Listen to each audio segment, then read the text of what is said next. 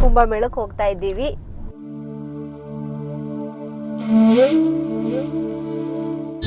Full ಫಾಗಿದೆ ಅಣ್ಣ. ಇವತ್ತು ಮಾತ್ರ ಹಿಂಗಿದ್ಯಾ ಅಥವಾ ಯಾವಾಗಲೂ ಹಿಂಗೆ ಇರುತ್ತೆ ಇಲ್ಲಿ? ಹೌದಾ? ನಾವು ಬರ್ತೀವಿ ಅಂತ ಆಗತ್ತೆ ಸ್ಪೆಷಲ್ ಆಗಿ. ಹಾ, ತುಂಬಾ ಫುಲ್ ಫಾಗ್, ಏನ್ ಕಾಣದೇ ಇಲ್ಲ. ಸಂಗಮದಲ್ಲಿ VIP ಗೆ ಅಂತ ಹೇಳ್ಬಿಟ್ಟೆ ಒಂದಷ್ಟು ಡ್ರೆಸ್ ಚೇಂಜ್ ಮಾಡಕ್ಕೆ ರೂಮ್ ಗಿಮ್ ಎಲ್ಲ ಮಾಡವ್ರೆ.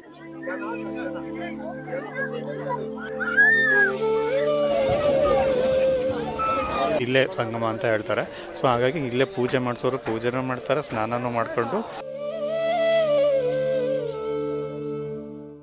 ಅಗಸ್ತ್ಯೇಶ್ವರ ಮುನಿಗಳು ನರಸಿಂಹಸ್ವಾಮಿ ಕನಸಿಗೆ ಬಂದು ಇಲ್ಲಿ ಒಂದು ಹುತ್ತ ಇದೆ. ಹುತ್ತದೊಳಗಡೆ ನನ್ನದೊಂದು ವಿಗ್ರಹ ಇದೆ. ಸೊ ಆ ಹುತ್ತ ಹೊಡೆದು ವಿಗ್ರಹ ತೆಗೆದು ದೇವಸ್ಥಾನ ಕಟ್ಟಿಸು ಅಂತ ಹೇಳ್ತಾರೆ. ಸೊ ಆಗ ಆ ಅಗಸ ಏನು ಮಾಡ್ತಾರೆ, ಬೆಳಿಗ್ಗೆ ಬರಬೇಕಾದ್ರೆ ಮನೇಲಿ ಟೊಮೊಟೊ ಬಾತು,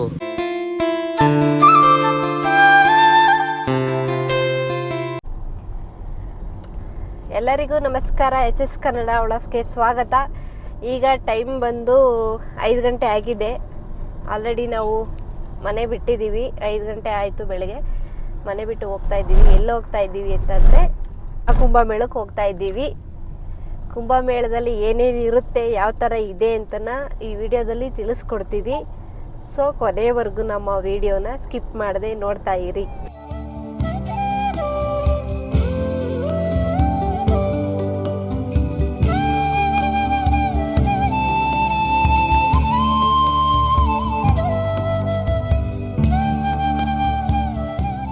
ಫುಲ್ಲು ಫಾಗಿದೆ, ರೋಡೇ ಕಾಣ್ತಾ ಇಲ್ಲ. ನೀವು ಕಾಣಿಸ್ತಾ ಇದೆ ನೋಡಿ, ನಿಮಗೆ ಫುಲ್ಲು ಫಾಗಿದೆ. ಈ ಕಡೆ ಅಂತೂ ಏನು ಕಾಣ್ತಾ ಇಲ್ಲ ನೋಡಿ, ಏನು ಕಾಣ್ತಾ ಇಲ್ಲ. ಬಸ್ಸು ಲೈಟ್ ಇರೋದ್ರಿಂದ ಕಾಣುತ್ತೆ ವೆಹಿಕಲ್ಸ್ ಇದೆ ಅಂತ, ಇಲ್ಲ ಅಂದ್ರೆ ಏನು ಕಾಣ್ತಾನೇ ಇಲ್ಲ. ನಾವೀಗ ಸಂಗಮದಲ್ಲಿದ್ದೀವಿ ನೋಡಿ. ಬೋಟಲ್ಲಿ ಇಳಿಸಿದರೆ ಮಧ್ಯ ಕರ್ಕೊಂಡು ಹೋಗ್ತಾರೆ. ಸಂಗಮದಲ್ಲಿ ಸ್ನಾನ ಮಾಡೋವ್ರಿಗೆ ಹೋಗ್ಬೇಕು, ಸ್ನಾನ ಮಾಡಬೇಕು, ಮಧ್ಯಕ್ಕೆ ಹೋಗಿ ಅನ್ನೋರ್ಗೆ ಈ ತರ ಬೋಟಲ್ಲಿ ಕರ್ಕೊಂಡು ಹೋಗ್ತಾರೆ. ಏನು ಕಾಣ್ತಾನೆ ಇಲ್ಲ. ಬೆಂಗಳೂರಲ್ಲಿ ಬಿಸಿಲು 6:15 ಆಲ್ರೆಡಿ ಬಿಸಿಲು ಸುಡುತ್ತಾ ಇರುತ್ತೆ, ಮೈಯೆಲ್ಲ ಸುಟ್ಟೋಗ್ತಿರುತ್ತೆ, ಅಷ್ಟು ಬಿಸಿಲು ಇರುತ್ತೆ. ಇಲ್ಲಿ ನೋಡಿ ಹೆಂಗಿದೆ ಅಂತ, ಯಾರು ಕಾಣ್ತಾನೆ ಇಲ್ಲ. ಅಕ್ಕಪಕ್ಕ ಅಷ್ಟು ಫಾಗಿದೆ.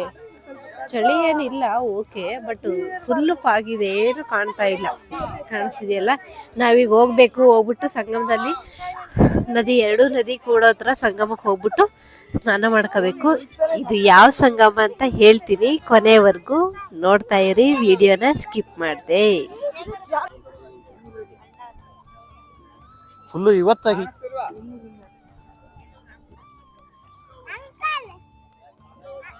ಅಣ್ಣ. ಇವತ್ತು ಮಾತ್ರ ಹಿಂಗಿದ್ಯಾ ಅಥವಾ ಯಾವಾಗಲೂ ಹಿಂಗೆ ಇರುತ್ತೆ ಇಲ್ಲಿ? ಹೌದಾ? ನಾವು ಬರ್ತೀವಿ ಅಂತ ಆಗತ್ತೆ ಸ್ಪೆಷಲ್ ಆಗಿ. ಹಾ, ತುಂಬಾ ಫುಲ್ ಫಾಗ್, ಏನ್ ಕಾಣದೇ ಇಲ್ಲ.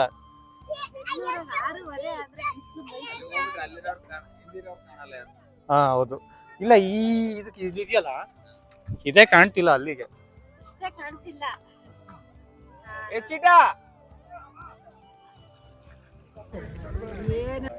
ಇವಾಗ ಕಾಣ್ತವ್ರ ಜನ ಇಲ್ಲಿ. ಆಗ್ಲೇ ಅಂತೂ ಅಲ್ಲಿಂದ ಇವಾಗ ಅದು ಕಾಣಲ್ಲ. ಇವಾಗ ಅದು ಕಾಣಲ್ಲ, ಅದು ಕಂಪ್ಲೀಟ್ಲಿ ಏನು ಕಾಣ್ತಾ ಇಲ್ಲ ಇವಾಗ. ಇವಾಗ ಇವ್ರು ಈ ಕಡೆ ಕಾಣ್ತಾ ಇತ್ತು ಸ್ವಲ್ಪ ಲೈಟ್ ಆಗಿ.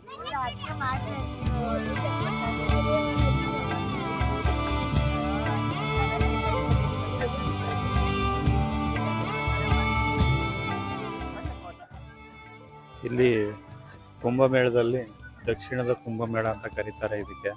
ಸೊ ಮೈಸೂರು ಹತ್ರ ಇರುವಂತಹ ಟಿ ನರಸೀಪುರದಲ್ಲಿ ನಡೆಯುತ್ತೆ. ಅಲ್ಲಿಗೆ ಬಂದಿದ್ದೀವಿ ನಾವು ಇವಾಗ. ಸೊ ಆ ಕಡೆ ಮುಂದೆ ಜೂಮ್ ಮಾಡ್ತಿದ್ದೀನಲ್ಲ, ಸೊ ಆ ಕಡೆ ನೋಡೋದಾದ್ರೆ ಅಲ್ಲಿ ಎಂಟ್ರೆನ್ಸ್ ಸ್ಟೆಪ್ಸ್ ಇದೆ ಅಗಸ್ತ್ಯೇಶ್ವರ ದೇವಸ್ಥಾನದ್ದು. ಸೊ ಇಲ್ಲಿ ಕರ್ಕೊಬರ್ತಾರೆ ಸಂಗಮದಲ್ಲಿ. ಈ ಕಂಬ ಕಾಣ್ತಿದೆಯಲ್ಲ, ಸೊ ಇದು ಇಲ್ಲಿ ನದಿ ಸಂಗಮ ಆಗೋದು. ಸೊ ಇಲ್ಲಿಗೆ ಬಂದು ಅಲ್ಲಿಂದ ತೆಪ್ಪಲು ಕರ್ಕೊಬಂದು ಇಲ್ಲಿ ಬಿಡ್ತಾರೆ. ಸೊ ಆ್ಯಕ್ಚುಯಲ್ ಸಂಗಮ ಇಲ್ಲಿ ಬಂದು ಸ್ನಾನ ಮಾಡ್ಕೊಂಡು ಪೂಜೆ ಮಾಡೋರು ಪೂಜೆ ಮಾಡ್ಕೊಂಡು ಹೋಗ್ತಾರೆ. ಸೊ ಇಲ್ಲಿ ಬಂದವರಿಗೆ ಎಲ್ಲ ವ್ಯವಸ್ಥೆ ಮಾಡಿದ್ದಾರೆ, ಡ್ರೆಸ್ ಚೇಂಜ್ ಮಾಡೋಕ್ಕಾಗಿರ್ಬೋದು ಎಲ್ಲದಕ್ಕೂ. ಸೊ ಚೆನ್ನಾಗಿದೆ. ಬನ್ನಿ, ಬರೋರೆಲ್ಲ ಹೇಳ್ತೀನಿ, ಇನ್ನೂ ಇನ್ಫಾರ್ಮೇಷನ್ಸ್ ಕೊಡ್ತೀನಿ, ಏನೇನು ಎಷ್ಟೆಷ್ಟು ಹಬ್ಬದಲ್ಲಿ ಹೇಗೆ ಬರಬೇಕು, ಎಷ್ಟು ರೂಪಾಯಿ, ಎಷ್ಟು ಜನ ಬರ್ಬೋದು ಎಲ್ಲ ಹೇಳ್ತೀನಿ, ನೋಡ್ತಾ ಇರಿ. ಸರಿ, ನಮ್ಮವರೆಲ್ಲ ಹೋಗಿ ನೀರಿಗೆ ಇಳಿದವ್ರು ಆಲ್ರೆಡಿ. ಅಲ್ಲಿದಾರಲ್ಲ, ನೀರಿಗೆ ಇಳಿದ್ಬಿಟ್ಟು ಸ್ನಾನ ಮಾಡ್ಕೊತವ್ರೆ. ನಾನು ಇಲ್ಲೇ ಇದ್ದೀನಿ. ನಮ್ದೊಂದು ಬ್ಯಾಗ್ ಇದೆ ಇಲ್ಲಿ, ಬ್ಯಾಗ್ ಇಟ್ಕೊಂಡು ಫೋನ್ ಇಟ್ಕೊಂಡು ನಾನು ಇಲ್ಲೇ ನಿಂತಿದ್ದೀನಿ. ಸ್ವಲ್ಪ ಆದಮೇಲೆ ನಾನು ಹೋಗ್ತೀನಿ. ಸೊ ಆ್ಯಕ್ಚುಯಲ್ ಸಂಗಮ ಬಂದು ಇಲ್ಲೇ ಆಗೋದು. ಸೊ ಇಲ್ಲಿ ಬಂದು ಸ್ನಾನ ಮಾಡ್ಕೊತಾರೆ ಎಲ್ಲ ಜನ ಬಂದು. ಇಲ್ಲಿ ಬಂದು ಪೂಜೆ ಗೀಜೆ ಮಾಡಿ ಸ್ನಾನ ಮಾಡಿಕೊಂಡು ಪೂಜೆ ಮಾಡಿ ಡ್ರೆಸ್ ಚೇಂಜ್ ಮಾಡಲಿಕ್ಕೆ ಆ ಕಡೆ ವ್ಯವಸ್ಥೆ ಇದೆ. ಸೊ ನೋಡ್ತಾ ಇರಿ.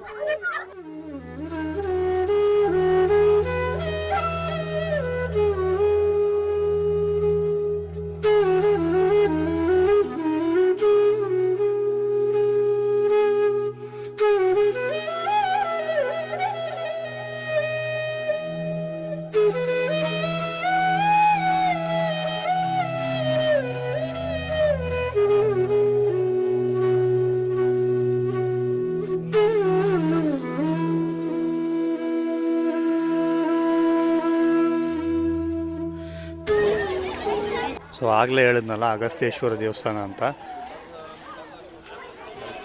ಅಲ್ಲಿದೆ. ಸೊ ಅಲ್ಲಿಂದ ನಾವು ಇಲ್ಲಿ ಕರ್ಕೊಬಂದ್ರು, ಇಲ್ಲಿ ತೆಪ್ಪ ಇದ್ದಾವಲ್ಲ, ಸೊ ಈ ತೆಪ್ಪದಲ್ಲಿ ಕರ್ಕೊಬಂದು ಇಲ್ಲಿ ಸ್ನಾನ ಮಾಡ್ಕೋತಾರೆ. ಸೊ ಈಗ ಹೇಳ್ದಂಗೆ ಈ ಕಂಬದ ಹತ್ರ ಮ್ಯಾಕ್ಸಿಮಮ್ ಇಲ್ಲೇ ಸಂಗಮ ಅಂತ ಹೇಳ್ತಾರೆ. ಸೊ ಹಾಗಾಗಿ ಇಲ್ಲೇ ಪೂಜೆ ಮಾಡಿಸೋರು ಪೂಜೆನೂ ಮಾಡ್ತಾರೆ, ಸ್ನಾನನೂ ಮಾಡಿಕೊಂಡು ಅಲ್ಲೊಬ್ಬರು ಸ್ವಾಮೀಜಿ ಇದ್ದಾರೆ, ಅವ್ರು ಪೂಜೆನೂ ಮಾಡಿಸ್ತಿದ್ದಾರೆ ಇಲ್ಲಿ. ಸೊ ಪೂಜೆ ಮಾಡಿಸೋರು ಮಾಡಿಸ್ತಿದ್ದಾರೆ. ಮತ್ತು ಇಲ್ಲಿ ಡ್ರೆಸ್ ಚೇಂಜ್ ಮಾಡೋಕ್ಕೆ ಹೇಳ್ದಂಗೆ ಇಲ್ಲೇ ಎಲ್ಲ ವ್ಯವಸ್ಥೆ ಮಾಡಿದ್ದಾರೆ. ಸೊ ಆಗಲೇ ತುಂಬಾ ಫಾಗ್ ಇತ್ತು, ಇವಾಗ ಸರಿಯಾಗಿ ಒಂದು 9:30 ಆಗಿದೆ. ಇವಾಗ ಸ್ವಲ್ಪ ಬಿಸಿಲು ಸೂರ್ಯ ಎದ್ಬಿಟ್ಟು ಒಂದು ಮೇಲಕ್ಕೆ. ಸೊ ಹಂಗಾಗಿ ಸ್ವಲ್ಪ ಫಾಗ್ ಲೈಟಾಗಿ ಕಡಿಮೆ ಆಗ್ತಿದೆ, ಬಟ್ ಆದರೂ ತುಂಬ ಇದೆ ಇನ್ನೂ ಫಾಗು. ಆ ಕಡೆ ನೋಡೋದಾದ್ರೆ ಈ ಕಡೆನೂ ದೇವಸ್ಥಾನ ಇದೆ ಒಂದು, ಆ ದೇವಸ್ಥಾನದ ಹತ್ರನೂ ತುಂಬ ಫಾಗ್ ಇದೆ, ಫಾಗ್ ತುಂಬ್ಕೊಂಡಿದೆ. ಲೈಟಾಗಿ ಕ್ಲಿಯರ್ ಆಗ್ತಾಯಿದೆ. ನಾವು ಬಂದಿರೋದು ಶುಕ್ರವಾರ ಆಗಿರೋದ್ರಿಂದ ಅಷ್ಟೇನು ಜನ ಇಲ್ಲ, ಮೀಡಿಯಮ್ ಕ್ರೌಡ್ ಇದೆ, ತುಂಬ ಏನು ಜನ ಏನಿಲ್ಲ. ಸೊ ಶನಿವಾರ ಭಾನುವಾರ ನೋಡೋದಾದರೆ ಜಾಸ್ತಿ ಜನ ಇರ್ತಾರೆ. ನಾವು ಬಂದಿರೋದು ಫೆಬ್ರವರಿ 14ಕ್ಕೆ. ಸೊ ಫೆಬ್ರವರಿ 14ಕ್ಕೆ ಬಂದಿದ್ದೀವಿ. ಇನ್ನೂ ಈ ತಿಂಗಳು ಪೂರ್ತಿ ಎಲ್ಲ ಇರುತ್ತಂತೆ. ಬರೋರು ಬನ್ನಿ.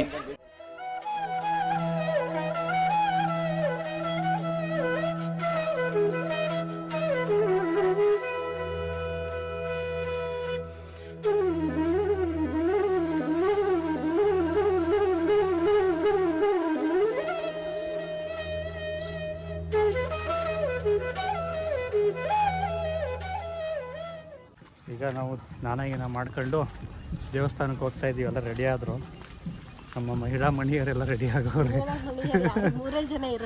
ಹಾಂ, ಮಹಿಳಾ ಮಣಿಯರು ಅಲ್ಲೊಬ್ರವ್ರೆ, ಇಲ್ಲಿಬ್ಬರವ್ರೆ, ಎಲ್ಲ ರೆಡಿ ಆಗವ್ರೆ. ದೇವ್ರ ದರ್ಶನ ಮಾಡ್ಕೊಂಡು, ಇದು ಯಾವ ದೇವಸ್ಥಾನಕ್ಕೆ ಹೋಗ್ತಿರೋದು ನಾವು?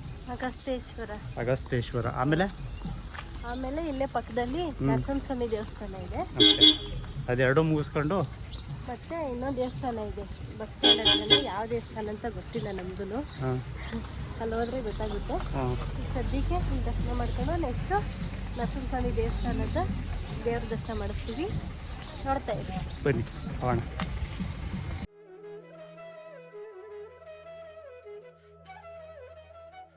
ಈ ಅಗಸ್ತ್ಯೇಶ್ವರ ದೇವಸ್ಥಾನದಲ್ಲಿ ಬರ್ತಿದ್ದಂಗೆ ಬಲಗಡೆ ಕಾಲಭೈರೇಶ್ವರ ಮತ್ತು ಮಾರ್ಕಂಡೇಶ್ವರ ದೇವಸ್ಥಾನ ಇದೆ. ಇಲ್ಲಿ ದರ್ಶನ ಮಾಡಿಕೊಂಡು ಒಳಗಡೆ ಹೋಗೋದು ಅಗಸ್ತ್ಯೇಶ್ವರನ ದರ್ಶನ ಮಾಡಲಿಕ್ಕೆ. ಬನ್ನಿ. ಅಲ್ಲೊಂದು ಶಿವಲಿಂಗ ಕಾಣ್ತಿದೆ ನೋಡಿ. ಅಡುಗಡೆಗೆ ಇಲ್ಲಿ ದೇವಸ್ಥಾನದಲ್ಲಿ ಅಡುಗಡೆನೇ ಒಂದು ದೊಡ್ಡದೊಂದು ನಂದಿ ವಿಗ್ರಹ ಇದೆ. ಇಲ್ಲಿ ಕಡೆ ಬಂದರೆ ಪೂರ್ಣಮಂಗಳ ಕಾಮಾಕ್ಷಾಂಬ ಸನ್ನಿಧಿ. ಇಲ್ಲಿ ಒಳಗಡೆ ಇದೊಂದು ದೇವಸ್ಥಾನ ಇದೆ. ಫುಲ್ ಜಾಸ್ತಿ ದೇವಸ್ಥಾನ ಇದೆ ಇಲ್ಲಿ. ಸೊ ಇಲ್ಲಿ ನೋಡ್ತಿರೋಂಗೆ ಫುಲ್ ಕಂಬಗಳು, ಚೆನ್ನಾಗಿದೆ ದೇವಸ್ಥಾನ. ಇರೋದು ನೀವು ಈಗ ಅಗಸ್ತ್ಯೇಶ್ವರ ದೇವಸ್ಥಾನದ್ದು ಗರ್ಭಗುಡಿ. ಇದು ದೇವಸ್ಥಾನ, ಈ ಕಡೆನೇ ನದಿ ಇದೆ ಹೊರಗಡೆ, ಬಟ್ ಎಂಟ್ರೆನ್ಸ್ ಬಂದು ಲೆಫ್ಟ್ ಸೈಡಿಂದ ಇದೆ.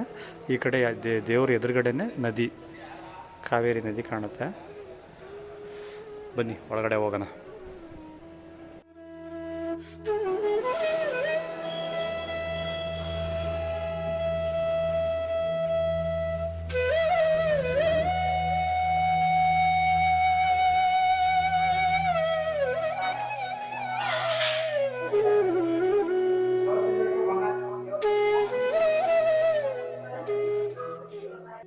ಸುಬ್ರಹ್ಮಣ್ಯ ಸ್ವಾಮಿ, ಗಣೇಶ, ಚಾಮುಂಡೇಶ್ವರಿ ಸ್ವಾಮಿಗಳ ಚಾಮುಂಡೇಶ್ವರಿ ದೇವಿಯ ಮೂರ್ತಿ ಇದೆ ಈ ಕಡೆ ಬಲಗಡೆಗೆ.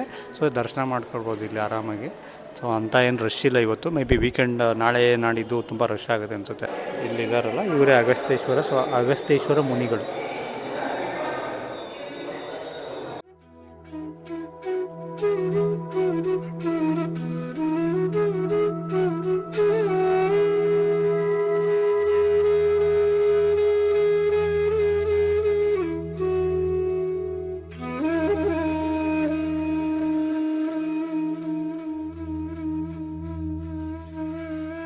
ಅದಕ್ಕೆ ಡೆಕೋರೇಷನ್ ಮಾಡಿದ್ದಲ್ವ ಇದು? ಜಾತ್ರೆ ಇದೆ. ಇದಾ 2 ಜಾತ್ರೆ ಏಪ್ರಿಲ್ 12ಕ್ಕೆ.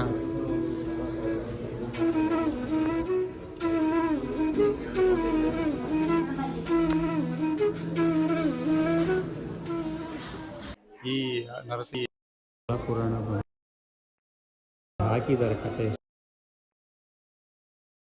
ಕಾಡು ಇತ್ತಂತೆ ಇಲ್ಲಿ, ಪೂರ್ತಿ ಅರಣ್ಯ ಪ್ರದೇಶ ಇದು. ದಟ್ಟ ಅರಣ್ಯ ಪ್ರದೇಶ ಅಂತ ಏನು ಹೇಳ್ತೀವಲ್ಲ, ಸೊ ಆ ಥರ ಒಂದು ದಟ್ಟ ಅರಣ್ಯ ಪ್ರದೇಶ.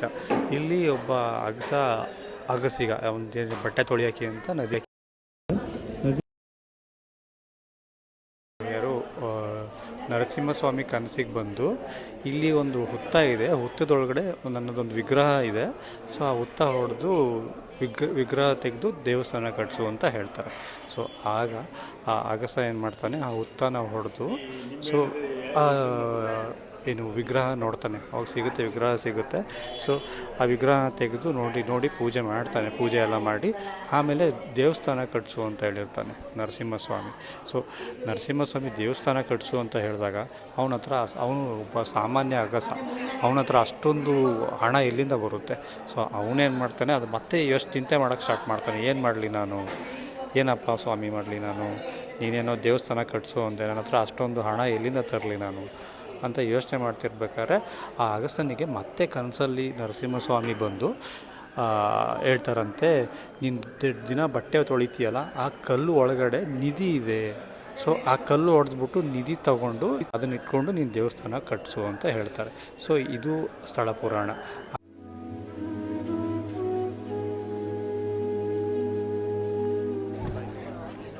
ದೇವಸ್ಥಾನ ಕಟ್ಟಿಸಿದ ನಂತರ ಅಕ್ಸ ದೇವ್ರ ಹತ್ರ ಕೇಳ್ತಾನೆ, ನನ್ನ ಪಾಪ ಪರಿಹಾರ ಆಗೋದಕ್ಕೆ ನಾನು ಕಾಶಿಗೆ ಹೋಗಬೇಕು, ಕಾಶಿಗೆ ಹೋಗ್ಬಿಟ್ಟು ನನ್ನ ಪಾಪ ಪರಿಹಾರ ಮಾಡ್ಕೋತೀನಿ ಅಂತ ಹೇಳ್ತಾನೆ. ಆಗ ದೇವರು ಇದ್ಬಿಟ್ಟು ಕಾಶಿಗಿಂತ ಈ ಕ್ಷೇತ್ರ ಜಾಸ್ತಿ ಪುಣ್ಯವಾದದ್ದು ಅಂತ ಹೇಳ್ತಾರೆ. ಅದು ಹೆಂಗೆ ಅಂದರೆ, ನಿಮಗೆ ಕಾಶಿನಲ್ಲಿ ಗಂಗೆ, ಯಮುನೆ, ಸರಸ್ವತಿ 3 ನದಿ ಸಂಗಮ ಆಗುತ್ತೆ, ತ್ರಿವೇಣಿ ಸಂಗಮ. ಇಲ್ಲೂ ಅಷ್ಟೇ, ಸ್ಫಟಿಕ ಮತ್ತು ಕಪಿಲ ಮತ್ತು ಕಾವೇರಿ, ಅಲ್ಲಿ 3 ನದಿನೂ ಇಲ್ಲಿ ಸಂಗಮ ಆಗುತ್ತೆ. ಅಲ್ಲಿ ಬಿಂದು ಮಾಧವ ಇದ್ದಾನೆ. ಇಲ್ಲಿ ಬಿಂದು ಮಾಧವನ ಬದಲು ಲಕ್ಷ್ಮೀ ನರಸಿಂಹ ಇದ್ದಾನೆ. ಮತ್ತು ಅಲ್ಲಿ ವಿಶ್ವೇಶ್ವರ ಇದ್ದಾನೆ, ಕಾಶಿ ವಿಶ್ವೇಶ್ವರ. ಇಲ್ಲಿ ಕಾಶಿ ವಿಶ್ವೇಶ್ವರನ ಬದಲು ಅಗಸ್ತೇಶ್ವರ ಇದ್ದಾನೆ. ಅಲ್ಲಿ ವಟವೃಕ್ಷ ಇರುತ್ತೆ. ಇಲ್ಲಿ ಬ್ರಹ್ಮಾಶ್ವತ್ಥ ಅನ್ನೋ ವೃಕ್ಷ ಇರುತ್ತೆ. ಕಾಶಿಯಲ್ಲಿರೋ ಗಂಗೆ ಕೂಡ ಪವಿತ್ರ ಆಗೋದಕ್ಕೆ ಬಂದು ಕಾವೇರಿನ ಸೇರ್ತಾಳೆ.